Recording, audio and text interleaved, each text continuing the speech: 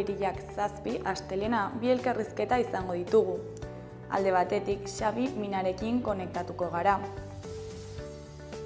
Kantauri izeneko dokumental bat egin dute eta ostegun honetan Golen Baionan proiektatuko dute eta honen inguruan hitz egingo dugu berarekin. Eta beste alde batetik Iñaki Errozekin egongo gara, Pateziganda ikastolatik datorrena. Aurten 2025ko oineza Pateziganda ikastolan Atarrabian ospatuko da eta honen harira pasaden astean oinez artea inauguratu zuten eta Kondestable Jauregian egongo da ikusgai ekainaren batera arte. Baina bi elkarrizketa hauekin hasi baino lehen goazen gure betiko edukia ikustera.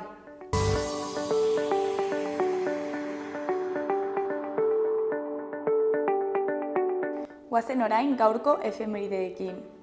Gaurko egun batean, 1937ko apirilaren 7an, Donostian euskara eta katalan asko entzuten zela salatu zuen Falangearen Unidad egunkariak.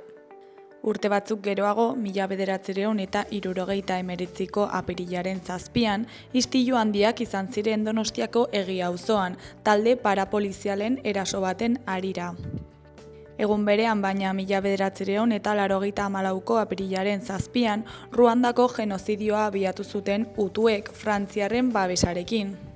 Eta bukatzeko 2017ko apirilaren 7an eta armagabetu zen gizarte zibilaren laguntzari esker.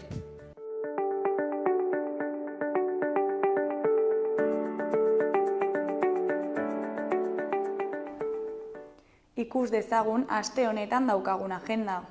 Asteazkenean eta zu nire kumea izeneko ipuin kontaketa egongo da Arrosadiako udal liburutegian. Arrosadiako liburutegian arratsaldeko 5:30 ipuin kontaketa eta sormen tailerra antolatu dute. Eta zu nire kumea kontakizunak ama batek seme alabekiko sentitzen duen maitasun eta senezko atxikimenduaren istorioa kontatzen du. Animalien ezaugarriei buruzko metaforen bidez. Nerea Hansok idatzi eta Janira Kalbok ilustratutako liburua da. Irakurketa euskaraz egingo da eta tailerra elebiduna izango da. Ostegunean literatura unibertsala euskaraz izeneko mahai ingurua egongo da San Frantziskoko liburutegian. Literatura unibertsala euskaraz mahai inguruan parte hartuko dute Arkaitz Kanok eta Isabel Etxeberriak eta Ima Erreak gidatuko du. San Frantzisko liburutegian arratsaldeko 6:30. Larun batean, alde batetik Jus Larrotzako Zibiboxean arratsaldeko 6etan museoaren zaindariak izeneko animazioa egongo da. Beste alde batetik Zabalguneko Zibiboxean goizeko 12etan ipuinak kontatuko ditu Maitane Perezek. Mundutik bidaiatzea eta istorioak entzutea, hori da Marianelak gehien maite duena. Entzun eta kontatu, kontatu eta entzun. Urrutietako istorioak leku berrietara eramatea eta pertsonek elkar hobeto ulertzen laguntzea. Mundua leku eskuzabalago eta irekiago bat izateko. Goazen elkarrekin bidaiatzera.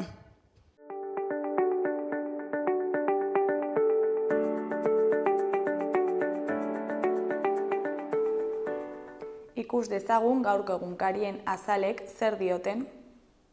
Diario de Noticiasen titular nagusian, Europa merkataritza harremanak diversifikatzearen alde dago, Trumpen mugazergen ondoren. EBko merkataritza ministroek erantzun koordinatu bat aztertuko dute gaur. Sánchezek merkatuak bilatzen ari da Txinan, mugazergen gerrak Madrilgo alderdiak aurrez aurre jartzen dituen bitartean.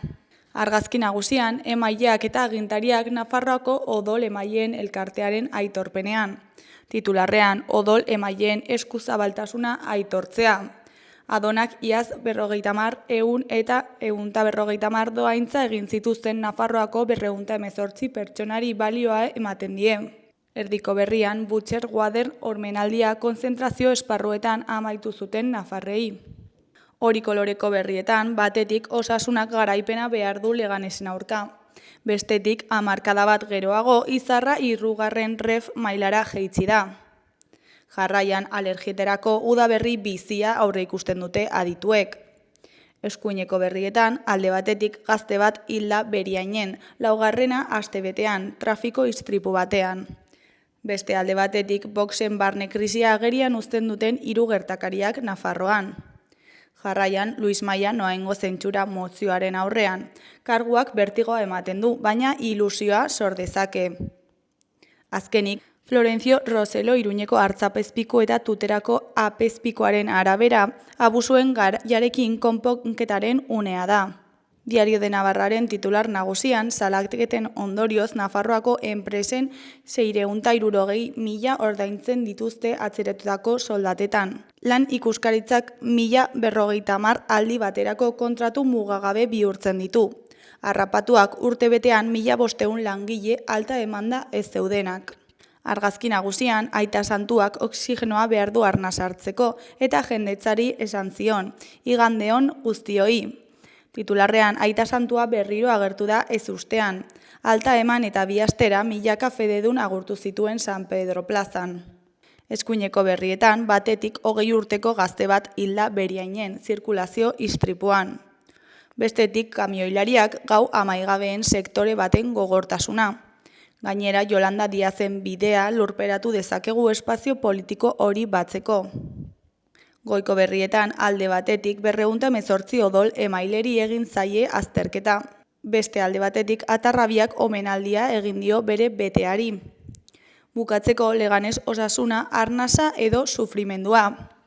Gararen titular nagusian, Josean Villanueva Paris 365ko gizarte jantokiko presidentearen arabera, atzerritartasun legeak muturreko bazterkeriara bultzatzen ditu pertsonak. Argazki nagusian manifestazio bat dugu, titularrean AEBko hiriek Trumpen politiken aurkako aldarria egin dute. Beheko berrietan, alde batetik Nacho Matxinen erreportaia dugu.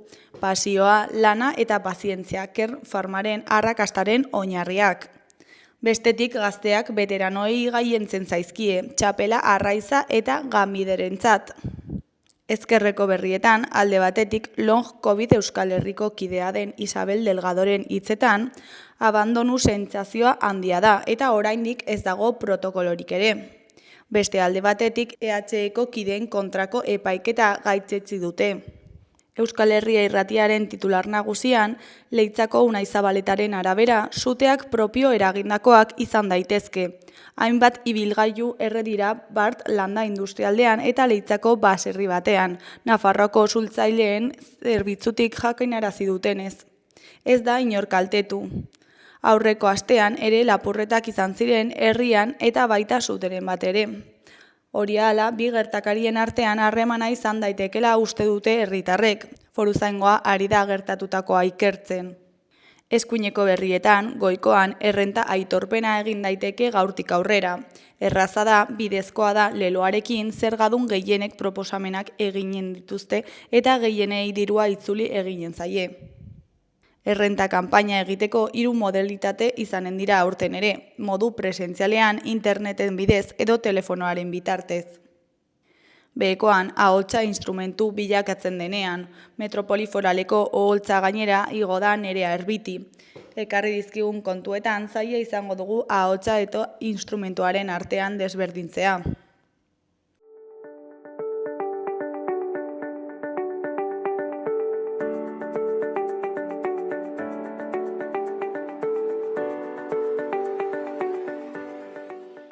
Kaixo, lehen aipatu dugun bezala, orain Xabi Minarekin gaude. Kaixo, zer moduz? Kaixo, egunon, zer moduz? Oso ongi baita ere. Bueno, Kantauri dokumentala aurkeztera zatoz, ezta?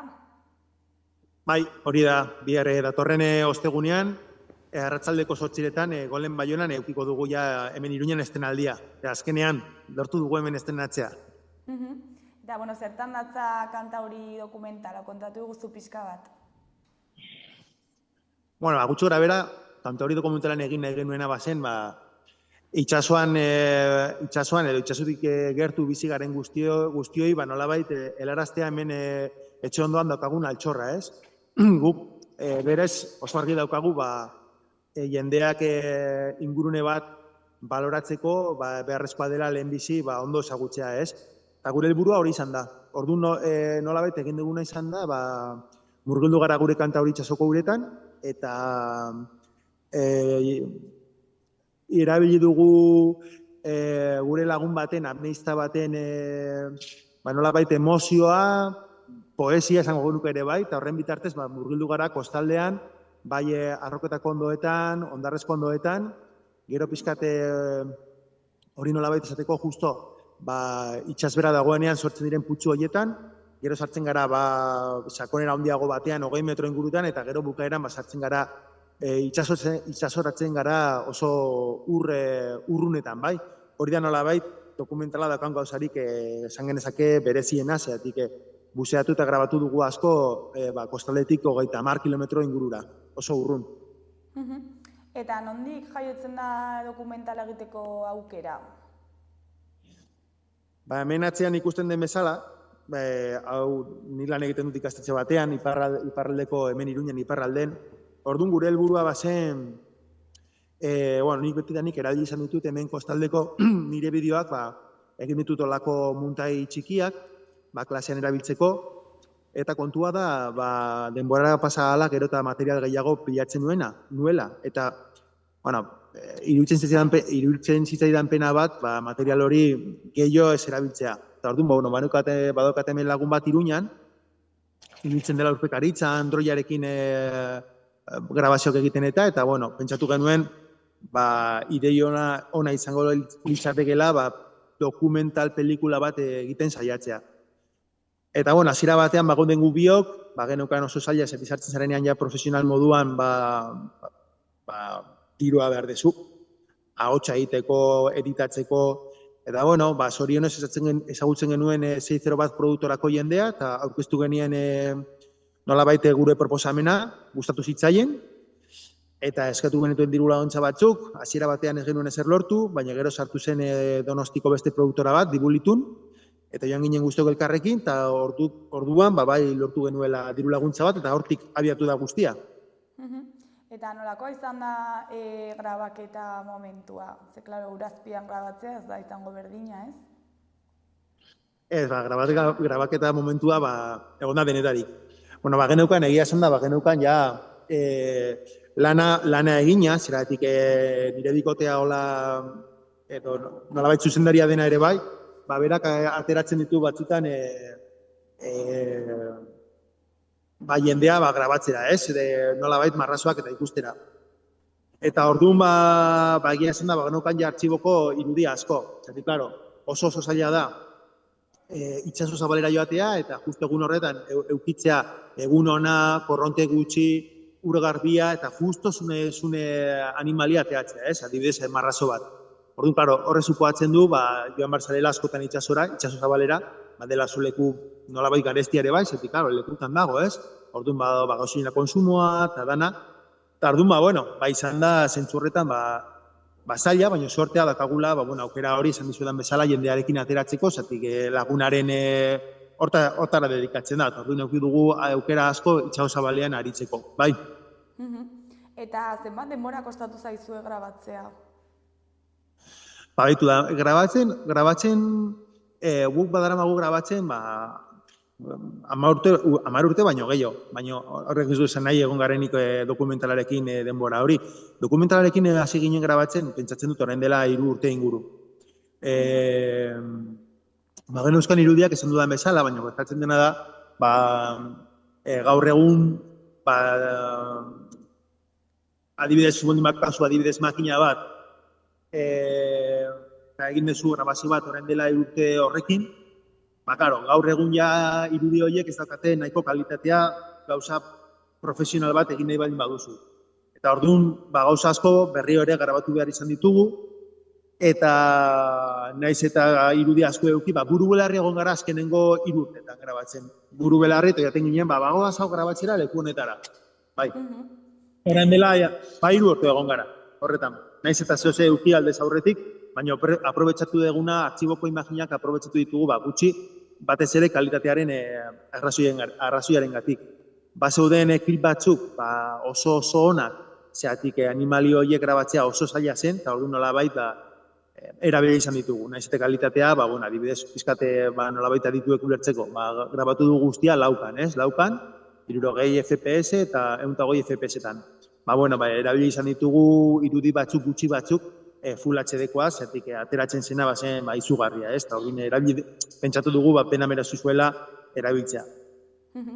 Eta grabaketa egunak nolakoak ziren, altxatzen zineten eta ikusten zenuten eguraldia, eta horren arabera basartzen zineten uretan, zenbat denbora egonten zineten behan. Vale. Bueno, a ber, gu beti joten garenean uretara, daukagu ja aldez aurretik ikusita oso ongi zenolako partea dagoen. Bai korronteena, itsasgora noiz den, itsasbera noiz den, olatuak dauden edo ez, eta meteorologia, bai.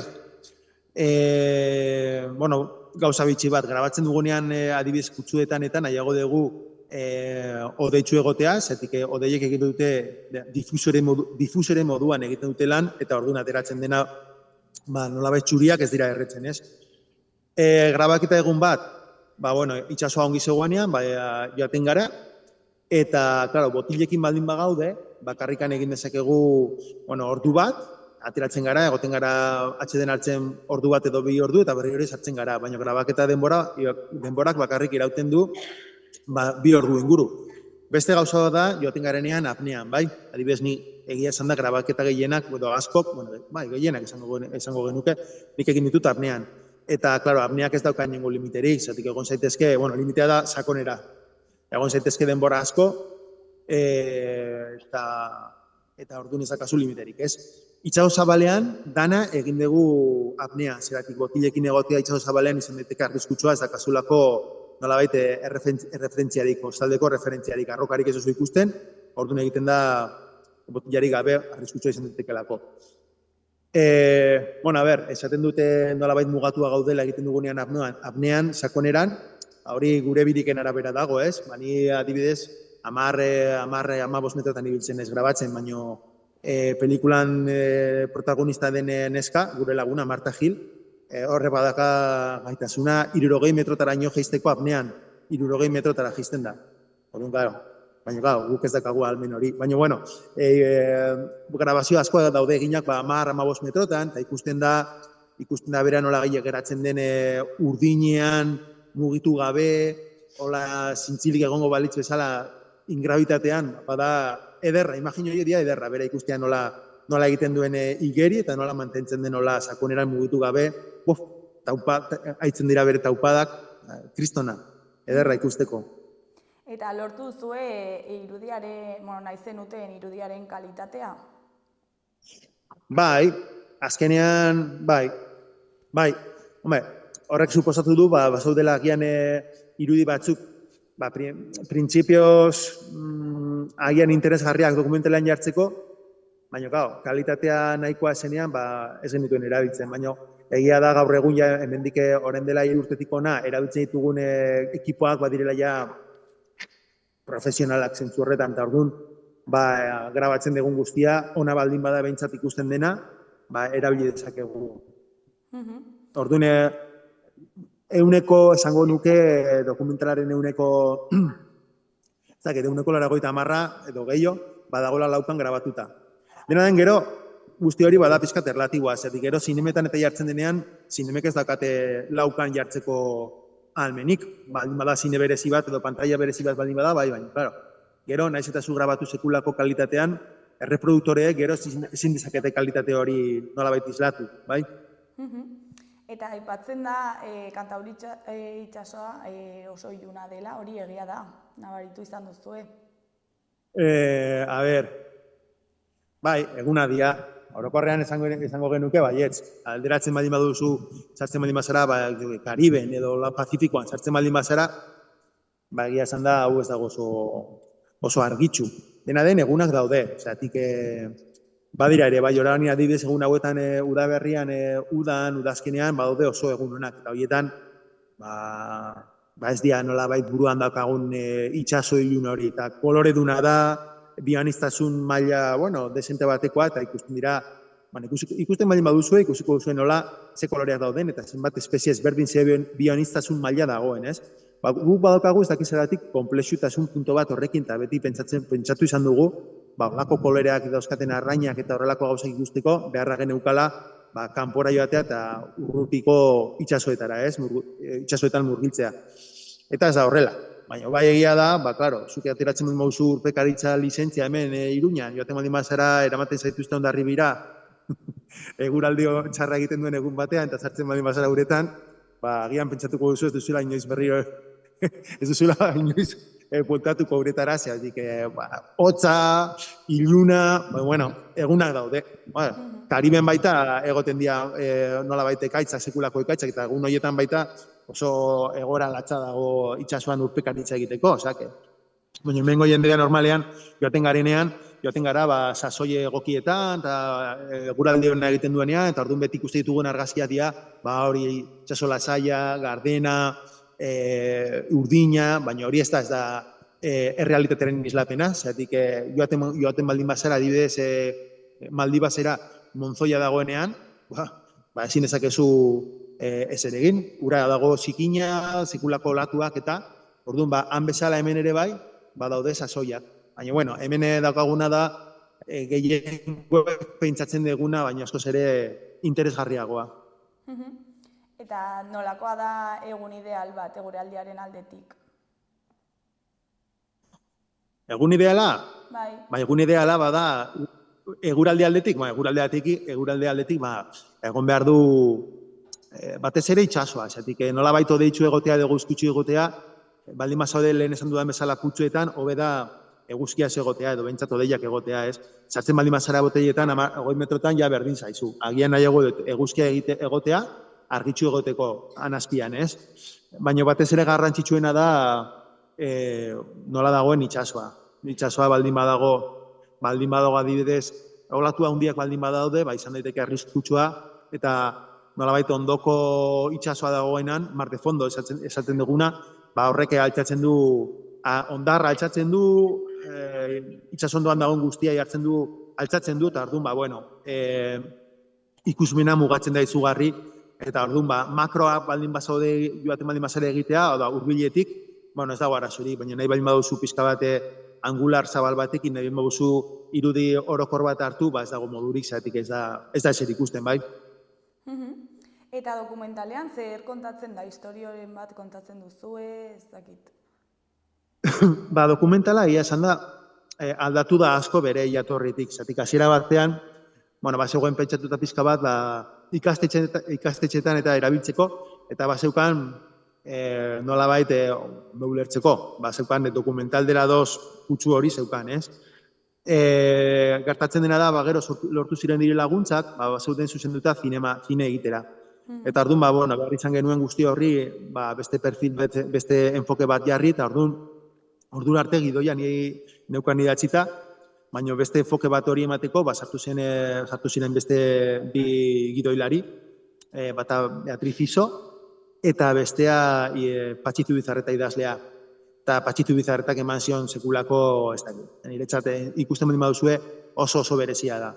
Eta gutxi gora bera mantendu izan ditu, nik aipatzen dituen nolabait perfil zientifiko edo teknikoagoa daukaten idei horiek mantendu ditu gutxi gora bera, beste hitz batekin, batzuk kendu ditugu, baina batez ere poesia sartu dio, eta dagoen entzuten dena, ahotsa berea da ere bai, entzuten dena da oso irudiekin batera, ez dakit, oso berezia, oso atsegina. Ez da nolabait un dokumentala luso, orduan bagenuken pizkat kezka horretan, aber ze kritika jasoko genituen, baina ordura arte jaso izan ditugun kritika batzu dira oso onak. Eta bai epatzen dutela bada oso gauza, ezberdina, zati badia nolabait irudi ederrak, ahotsa eta esaten duen idoiarekin baita ideiak, botatzen dituen ideiak oso, ez dakit, eramaten zaituzte pizka bat gure jatorria eta gure papera espezie bezala horren ingurura pizkate hausnarketa egitera. Eta gero baita, eske sekulako musika dago ere bai.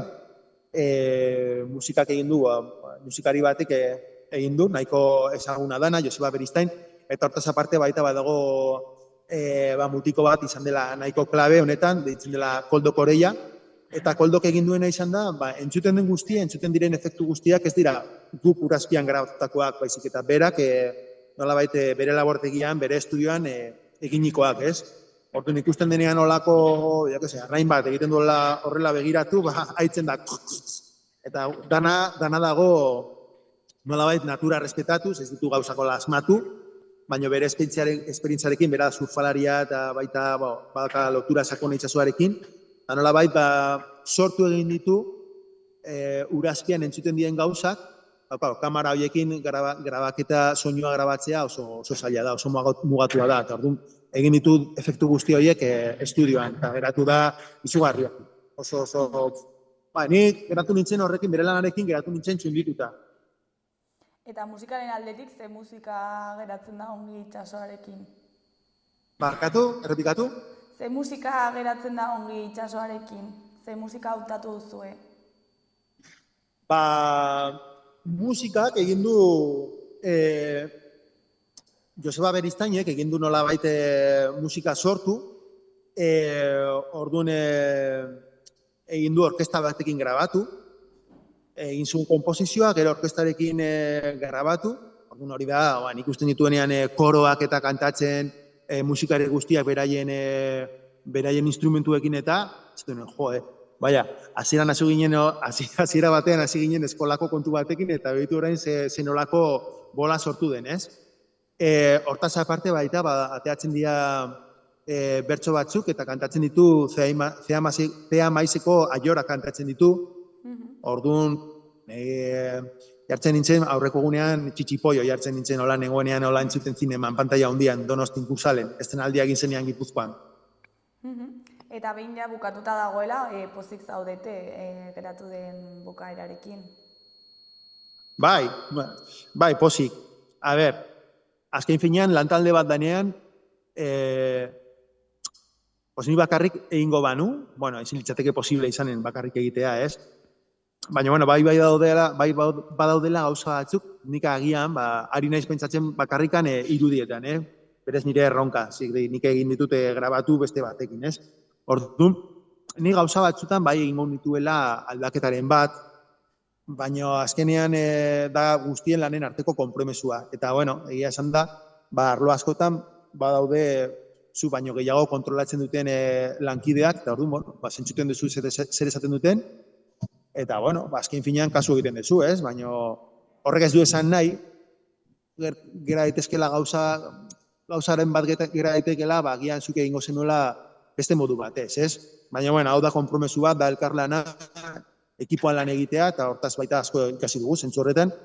Eta, hola da, taldean lan egitea, eta eduki behar duzu gaitasuna besteen ideiak entzuteko, ulertzeko, eta, konfiatzeko nolabait agian arlo batean zu baino esperientzia gehiago duen baten hitzetan, eta horrela, baina bai gauza batzuetan zen duzu, lanetxe hau agian, baina hori nik pentsatzen dute taldean lan egiten duzunean beti gertatzen dela, ez?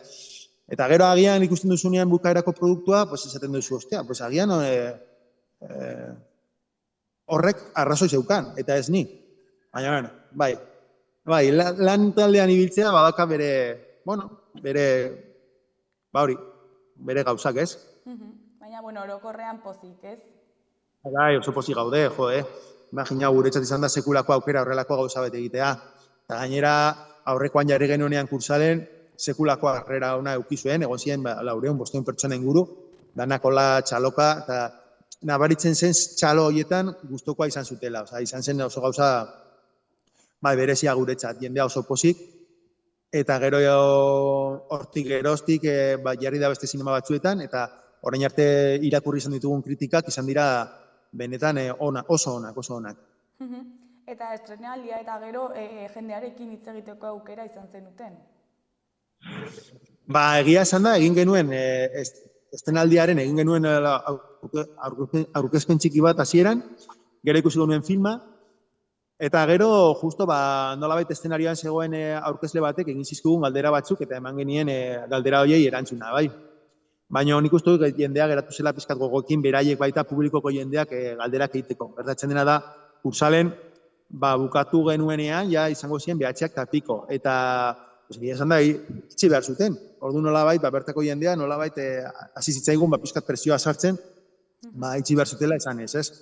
Eta jendea geratu zen pizkat gogoekin zentzu horretan, zeatik ez dakiz gu izango zen, behatxi terdiak 10 inguru, nolabait botak intuzten, zeatik ez geneukan aukerarik euki gehiago luzatzeko. Eta bai, izan zen pizkat pena, zati bazegoen jende asko agian galdera, eske sortzen dira galdera asko, bai teknikoak, bai ikusten diren izakiekiko lotutak. Eta, bueno, espero dugu hemen ostegunean egiten dugunean Iruñan, 8etan golen Baionan, pentsatzen dut egingo dugu sarreratxo bat baita, aurkezpen moduan hasieran, eta gero, espero pizka bat eskuzabalagoak izatea hemen golenen eta jendea galdera horiek egiteko aukera eukitzea nahi izatekotan, bai? Eta ja bukatzeko, Zabiz, golen Baionaren aurkezpenaz, espero duzu eta orokorrean dokumentalaren ibilbideaz? Ze espero dugun? Nik batez ere nahi dudana da jendea gozatzea. Badaki jendea joango dela, zatik Iruñan izango dira asko gure lagunak eta familiarrak, orduan hori ez da, horrek ez du izlatuko ondo jendearen harrera, zatik lagunak izatean, segurazki gehienek, izango dute, oso ongi. Baina ez dakite. Ematen du presio gehiago igual, Bai, guk egin dugu, disfrutatzeko, borondate honarekin, eta azken fina egina dago, eta gustatuko litzai guke jendeak gustukoa edukitzea, baina, egia esan da presioarena, ez dakit, ja enbeste elkarrizketa, enbeste gauza egin ditugu, nola egokitu egin gara, bestela izango litzateke pizkat jasan ezina, orduan zentzu horretan, ez dakit, agian sorpresa hartuko dugu, eta unkitzen gara edo malaletxe sartzen zaigun norbetek esaten bain moduzo ez dakit. Baina, presiorik egia esan da ez daukagu, eta helburua da jendea disfrutatzea, eta batez ere ezagutzeaz hemen hurbilean zer daukagun, zetik, bitxia da, adibidez Iruñan hemen, nork ez da Endaiako edo Oinarbi edo Zarautzeko uretan sartu, ez? Guztiok, baina, klaro, han azpian, han bertan dagoen ari buruz, ez dakigu ezer. Eta egia esan da, naiz eta itxasoratu, sarritan itxasoratu, eta esan edet itxasora joan eta horrelakotan ibili, egia da, nolabait hemengo jendea ez daukala, ez dakit, oso ezagupen maila basua dauka. Orduan, guretzat, pasio hori daukagula, guztoka daukagu edo nahi daugu, nolabait jendearekin, bertako jendearekin, gure lagunekin eta guztiekin, ez? Bertako balio natural hauek konpartitu, eta batez ere gero, jendeak nolabait ezagutzaren bitartez espiritu kritiko bat eukitzeko, ez? Irakurtzen dugunean edo entzutun dugunean egin behar dutela ez dakize obra edo ez dakize tal, jendea gai izateko hori entzuterakoan pentsatzea jo. Eta horrek ze eragina auki dezak edo zen izan daitezke edo ze ondorio ekar ditzake obra hori egitea hemen edo tal. Orduan, jendea nolabait espiritu kritiko hori eukitzea. Eta batez ere jende gaztearengan, ez? Zatik, erreflexio hausnarketa, lasaitasuna, ezagutza, adibidez dokumental hau ikustea pausarekin, zatik, bauzka momentu piko batzu, baina nahiko motela da, nolabait, gauzak ulertzeko eta barneratzeko lasaitasuna behar da ere, bai. Eta, horrelako gauza bat nahi egin dugu, pentsatzen dut, eta, laburbiltzeko niri gustatuko litzaidake, jende gaztea, ezagutza hemen duena, eta segurazki etorkizun batean, irakurtzen duenean, hemen sekulako sarrazkia egin behar dela kostaldean edo, gai izatea, kritiko izateko, ez? Eta defendatzeko azkenean bere ingurua. Egia da gero beste plano batean, dokumentalan hitz egiten dela, bere orokortasunean itsasoak duen garrantzia, ekologian, gure munduaren etorkizunean, eta ez da bakarria Kantauri itsasoa, baizik eta ozeanoa orokorrean, ez? Agertzen da pixka bate ozeanoak duen garrantzia termorregulatzaile bezala, baita lotzen du pixka aldaketa klimatikoarekin. Aldaketa klimatikoa pentsatzen dut badela oso gauza ezaguna, eta batzutan pixka amorrua sartzen zait jendea dudan jartzen duenean, badago, ez dago. Azken finean, pentsatzen dut hori zentzua gutxi duela, sartzea horretan. Badago aldaketa klimatikoa, ez dago aldaketa klimatikoa, argi dagoena da, guk espezie bezala, ari garela gehiagizko ustiapen bat egiten maila guztietan planetan, bai arrantzan, bai mendietan, bai basoetan, eta punto. Eta hori idei argia da, eta hori da kontrolatu behar dena. Gero ja, galtzea, aldaketa klimatikoa bai dagoela, ez dagoela, segetatzen da. Norbaitek esaten badugu ez dagoela, orduan, lasai geratuko garela eta pentsatuko dugula munduan egiten ari garen ongi dagoela, argi dago ezetz. Orduan, agian energia gehiegi galtzen dugu batzutan horretan, bai ez, argi dago, sarraskiak daudela, eta hori egin behar dugu pizkate ezagutu eta horren kontra borrokatu, bai? Bueno, Xabi, ez dago galdera gehiagorik, ezakit zerbait gehiago komentatu nahi duzun, bukatzeko. Bueno, animatzen zaituzte eta ber aukera dakazuen pelikula ikusteko, eta ber gustoko duzuen, eta ber udarako aleta batzuk eta snorkel batzuk erosten dituzuen uretara sartzeko. Hori da. Bueno, Xabi, mila esker gurekin konektatzeagatik eta zuen dokumentala aurkezteagatik, eta ea zer moduz baten den osteguneko proiekzioa. Bale, mila esker zuei. Zuri agur. Bale, aio, agur.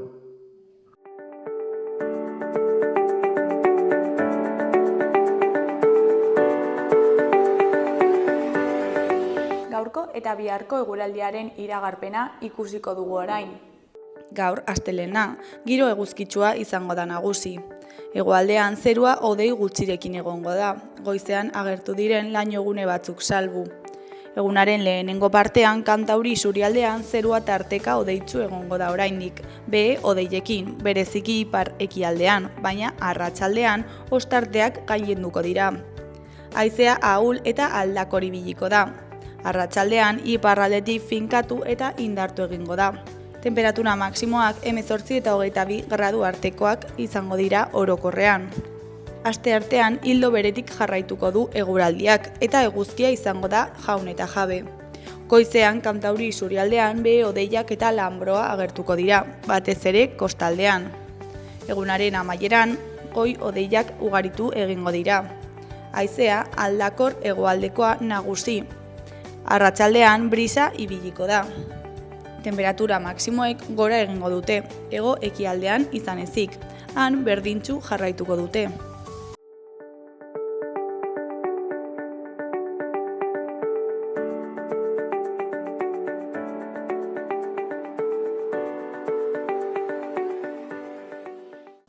Kaixo, lehen aipatu dugun bezala, orain Iñaki Errozekin gaude. Kaixo, zer moduz? Egunon, ondotazu. Oso, ondo baita ere. Bueno, ja pasadira hilabete batzuk, ez da, oinezeko lekuko hartu zenutenetik, eta aurten atarrabian izango da, Badeziganda ikastolan. Eta, bueno, nola joan dira hilabete hauek?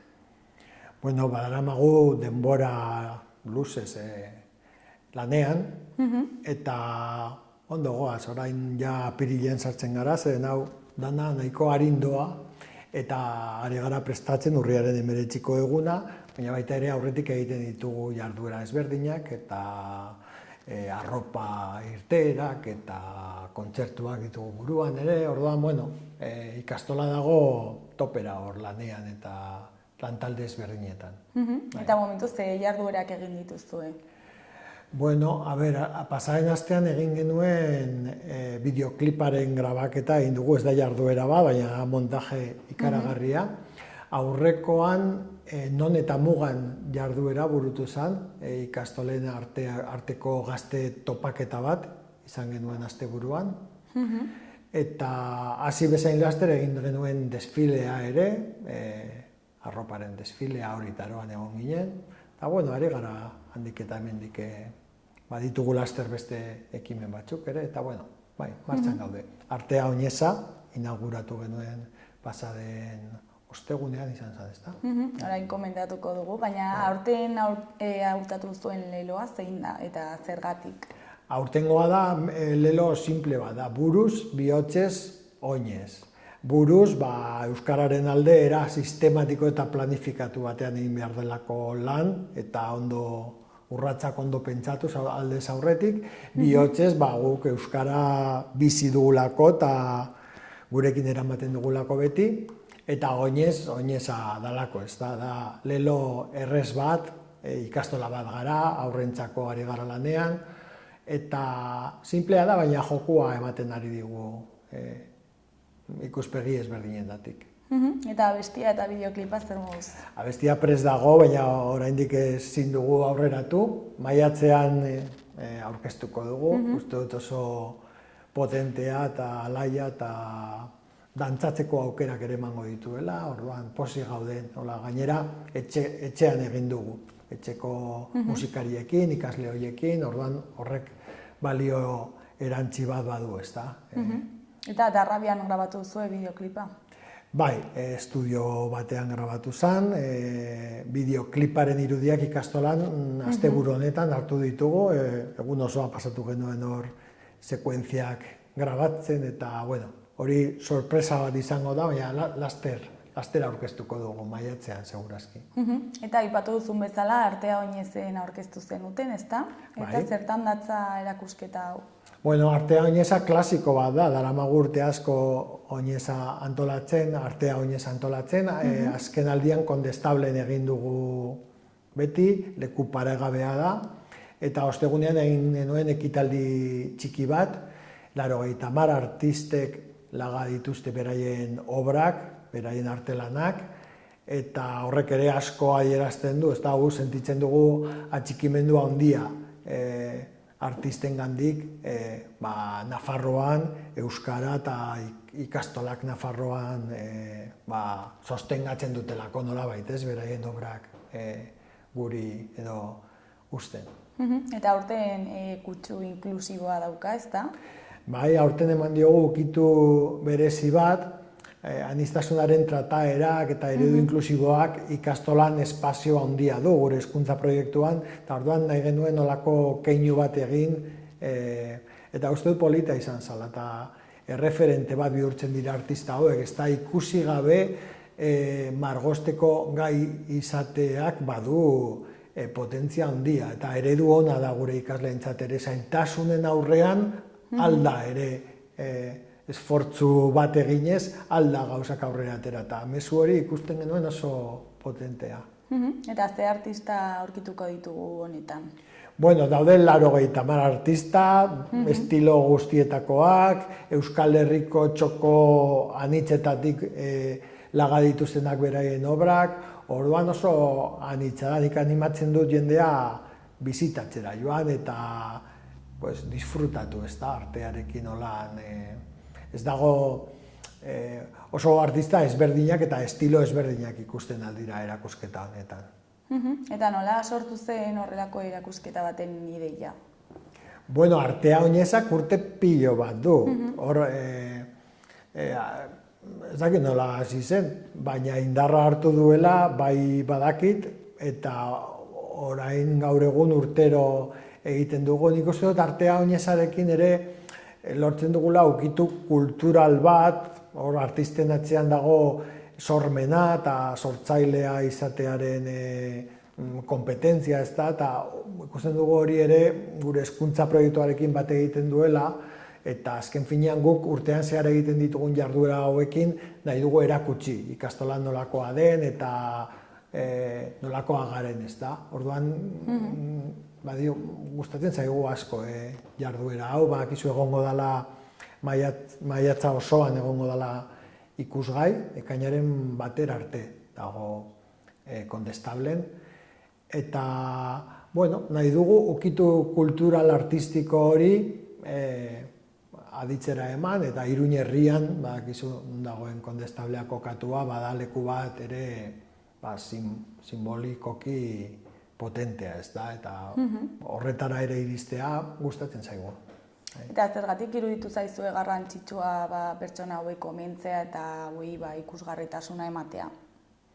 Bat egiten duelako ikastolaren hezkuntza proiektuarekin. Gu inklusiboa izatearen norabide horretan lanean ari gara, eta lehen aipatu dizut, zailtasunen aurrean nola jokatu, aurrera egin eta ausardiaz jokatu, guretzat erreferente importantea da. Guk ikusten dugu gaur egun igual, Nafarroan Juan Carlos Unzue referente baden moduan, beste pertsona batzuk ere eredugarriak direla, eta kasu hauetan itxuak aukeratu ditugu, baina beste batzuk ere egon daitezke, eta gure ikaslei erakusten diogu, behitu, pertsonak nola gai diren beraien zailtasunak gainditzeko eta nahi dutena lortzeko aukera, ez burrukaren bitartez, eta hori nahi diegu gure ikaslei ere erakutsi.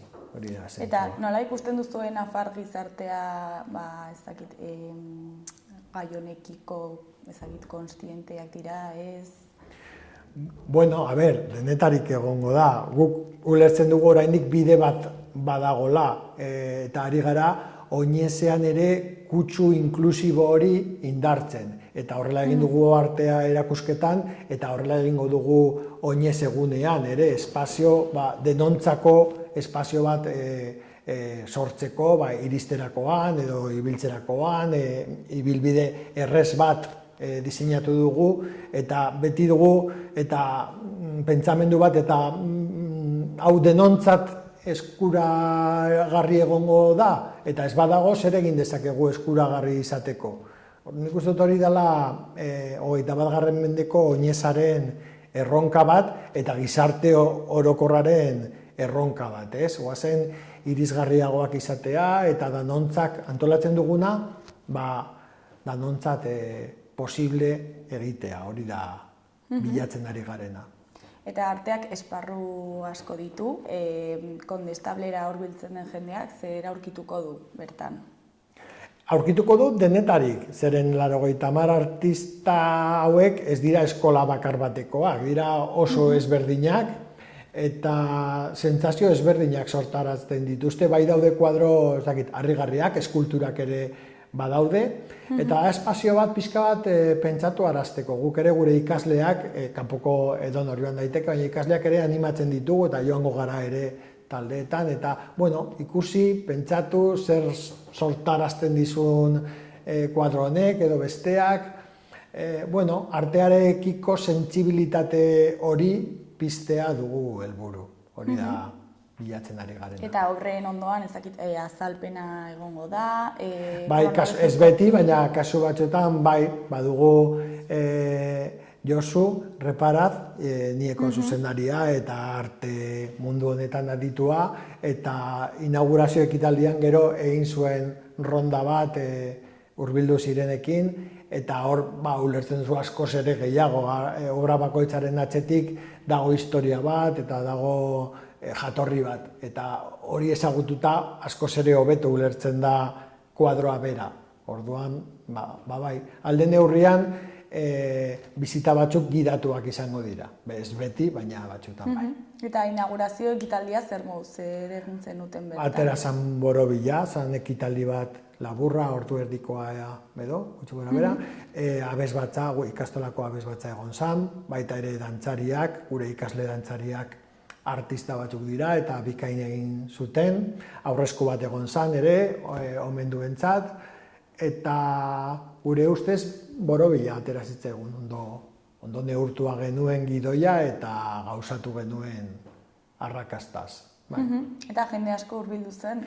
Bai, Kondestable bakizun delakoa den, ez da ere jende asko sartzen, baina bete zan, eta hori izan, hasiera ekitaldiaren helburua hori izan, eta gero ja zabalik ikusten dugu edonorentzat, eta zabalik dago gaur bertan hurbildu nahi diren guztiontzat. Eta horrelako erakusketa bat antolatzeko momentuan, hainbeste artista daudela, eta zer da gauzarik zailena?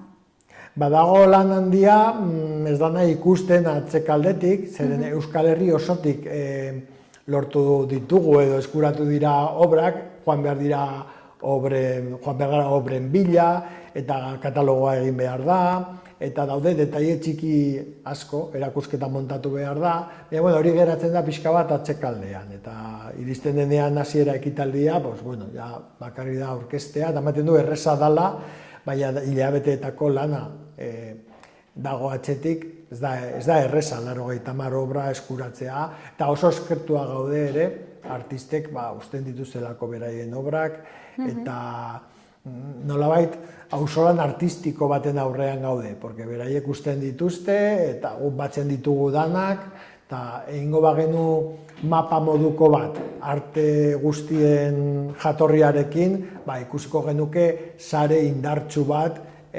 Nafarroan euskararen alde egiten, ezta? Eta horrek erakusketa artistikotik haratago doan zerbait da. Beraiek egiten digute keinu bat eta adiri dira esaten gurekin gaudela eta goazen bultzakada bat ematera euskarari danon artean Nafarroan. Hori da, zentzua hori da.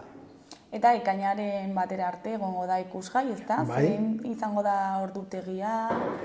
Ordutegia, egia esan, ez dakit zehazki. Uste dut 9:00etarako zabaltzen dela eta arratsaldean azken ordura arte zabali dagola. 8:00 arte izan daiteke. Badago aukera zabala ikusi nahi duenarentzat disfrutatzeko, ezta? Arteaz disfrutatzeko. Eta aipatu zu lehen ere bisita gidatuak egongo direla, ez? Izan behin? Bisita gidatuak bakarrik daude aldez aurretik antolatuak gure batxilergoko ikasleak adibidez joan behar dira datorren astean uste dut, eta hor bai izango dute gida bat. Baina bestela ez gara iristen egunero bisita gidatuak egitera ez gara iristen. Baina, ez da behar, da joan, ikusi, disfrutatu eta listo. Da ja urrira begira zer geratzen da antolakuntza horretan? Kontu asko antolatuak ditugu jadanik, zirkuitoa badugu, bideoklipa, kanta badugu. Orain ikasturte bukaera honetan jarduerak egongo dira, kontzertuak, topaketa ezberdinak. Baditugu 15 lantalde lanean, zeren Oineza ez da bakarrik urriaren 19an egiten, baizik eta urtean zehar balio du kooperatibari buelta bat emateko da reseteo moduko bat, eta baditugu familiak, aurrak, danak implikatuak maila ezberdinetan. Orain irteerak ere salmenta arropa saltzeko irteerak ere badaude astebururo, eta horrek eskatzen du antolamendu bat, eta horretan gabiltza. Gero hori San Ferminetan oinez txokoa antolatzen duzu, ezta? Ari gara antolatzen jadanik, ari gara izten agenda eta zei jarduerak egongo diren. Horiek ere 9 egun dira, baina eskatzen dute aldez aurretik antolamendu handia eta azpiegiturak prestatu behar dira, eta laguntzaileak, voluntarioak behar ditugu, egunero barran eta antolamenduan aritzeko. Eta gaude horretan, ja apirilean sartu gara eta ez da inbeste falta, ezta. Eta txandak ireki dira ja epea? Oraindik ez dira ireki, baina ja pertsonaleko komisioa ari da beharrak identifikatzen, eta laster hasiko gara jendearen bila. Eta nola aurre ikusten duzu aurtengo Oineza? Aurtengo Oineza? Osea, etortzen den... Urriaren 19koa diozu.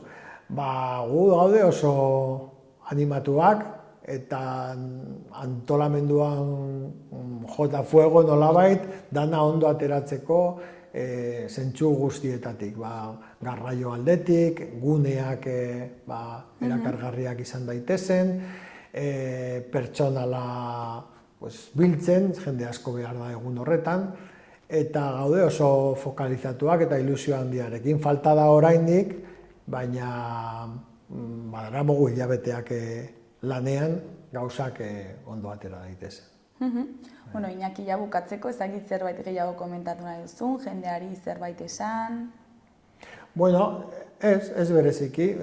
Nire gure mezua da, euskararen aldeari garela, batzen gaituena euskara da, ezta, eta goazen danok euskararen alde egitera Nafarroan, ikastolakoak ez da jendea, danak daude gonbidatuak euskarari bultzakada bat eta euskaraz bizitzeko aukera izan dezagun Nafarroan.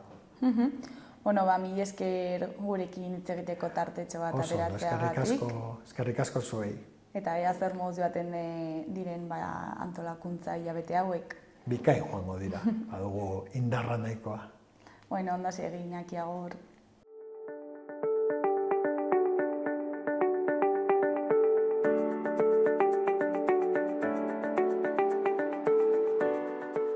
Gaurkoz hau izan da dena, bihar itzuliko gara eduki eta elkarrizketa berriekin. Arratsalde ona pasa, agur.